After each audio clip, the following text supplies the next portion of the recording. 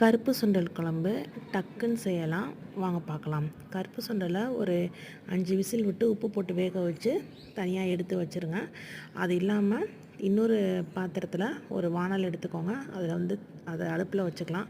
நம்மளுக்கு கட் பண்ண வேண்டிய வெங்காயம், கருவேப்பிலை, கொத்தமல்லி, கொஞ்சம் தக்காளி, இஞ்சி பூண்டு பேஸ்ட்டு, ஒரு கொஞ்சோண்டு குண்டு சைஸ் புளி, அதை நல்லா தண்ணியில் போட்டு ஊற வச்சுருக்கலாம். நான் குடம்புளி எடுத்திருக்கேன். நீங்கள் என்ன புளி எடுனாலும் எடுத்துக்கலாம். அடுப்பில் எண்ணெயை ஊற்றி அது எண்ணெய் நல்லா காஞ்சிடணும். காஞ்ச உடனே நீங்கள் எப்பயும் தாளிப்பு கொடுப்பீங்க இல்லையா, கடுகு, உளுத்தம்பருப்பு, சீரகம் அது கொடுத்துக்கலாம்.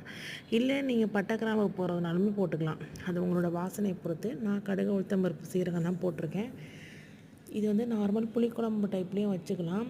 இல்லை நம்ம தேங்காய் அரைச்சி ஊற்றியும் பண்ணிக்கலாம். தேங்காய், சோம்பு, சீரகம் கூட அரைச்சி ஊற்றிக்கலாம். ஆனால் இது ஒரு 2-3 நாளைக்கு வச்சுக்கலாம் நம்ம. அதுக்கப்புறமேலு சோம்பு சீரகமாக நல்லா பொரிஞ்ச உடனே ஒரு 4 பச்சை மிளகா அதை நல்லா போட்டு அதை நல்லா வதக்கிக்கலாம். அது நல்லா வதக்கினதுக்கப்புறமேலு நம்ம வெங்காயம்லாம் வச்சுருப்போம் இல்லையா, வெங்காயத்தை எடுத்து போட்டு அதை நல்லா வதக்கிக்கலாம். வெங்காயம் நல்லா அந்த வெங்காயத்தில் ஒரு ஈரத்தன்மை இருக்கும் இல்லையா, அதெல்லாம் சுத்தமாக சரியாயிடணும். நல்லா அது ஒரு ப்ரௌன் கலரில் வந்ததுக்கப்புறமேலு பூண்டு நல்லா உரிச்சிட்டு, அந்த பூண்டையும் நிறைய பூண்டு சேர்த்தோம்னா டேஸ்ட் நல்லாயிருக்கும். பூண்டு ஒரு பாதி தான் வதங்கினதுக்கப்புறமேலு கருவேப்பிலை போட்டுக்கலாம். கருவேப்பிலை கொஞ்சம் வதங்கின உடனே தக்காளி போட்டுக்கலாம். எல்லாத்தையும் நல்லா போட்டு வதக்கினோடனே அது எல்லாமே ஓரளவுக்கு திரண்டு வரும். திரண்டு வந்ததுக்கப்புறமேலு அந்த வெங்காயம், தக்காளிக்கு தேவையான உப்பு, இல்லை அப்படின்னா மொத்தமாகவும் போட்டுக்கலாம். இஞ்சி பூண்டு பேஸ்ட் நல்லா மிக்ஸ் பண்ணிக்கிறோம். நம்ம சுண்டல்லையுமே உப்பு போட்டு வேக வச்சுருக்கோம். ஸோ நம்ம இதுக்கு போடுறப்ப தகுந்தாப்பில் அளவாக பார்த்து போட்டுக்கணும். கொஞ்சோண்டு நான் கத்திரிக்காய் என்கிட்ட இருந்துச்சு, அதனால ஒரு 5-6 கத்திரிக்காய் போட்டிருக்கேன். சுண்டலும் கத்திரிக்காயும் போட்டு பண்ணோம்னா டேஸ்ட் நல்லாயிருக்கும்.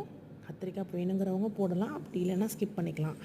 அதுக்கப்புறமேல் கொஞ்சோண்டு விரலி மஞ்சள் தூள் போட்டிருக்கேன். அது இல்லாமல் குழம்பு தூள் இருக்குது. நீங்கள் நார்மலாக என்ன வச்சுருப்பீங்க, கொத்தமல்லி தூள் போடுறதுனா கொத்தமல்லி தூளும் மிளகாத்தூளும் போட்டுக்கலாம். நான் நிஷா சத்ஸோட குழம்பு தூள் போட்டுக்கிட்டேன். கொஞ்சோண்டு வெள்ளை மஞ்சள் தூள், உப்பு போட்டுட்டு நம்ம சுண்டல் வேக வச்சுருக்கோம் இல்லையா, அந்த தண்ணியை தண்ணியோடு சேர்த்து சுண்டலில் இந்த இதில் ஊற்றிட்டு நல்லா கொதிக்க வைக்கணும். இந்த சுண்டல், இந்த மசாலா நம்ம போட்டிருக்கோம் இல்லையா, அதெல்லாம் நல்லா சேர்ந்து நல்லா கொதிச்சதுக்கப்புறம் ஓரளவுக்கு கொஞ்சம் சூடு இருந்ததுக்கப்புறமேலு மூடி வச்சிட்டோம் அப்படின்னா அந்த மசாலாலாம் சுண்டலில் பிடிச்சிக்கும். நான் நிஷா சத்ஸோட குழம்பு பொடி போட்டிருக்கேன். நீங்கள் வேணும்னா 1/4 கிலோ பேக்கெட்ஸில் நம்மகிட்ட அவைலபிளாக இருக்குது.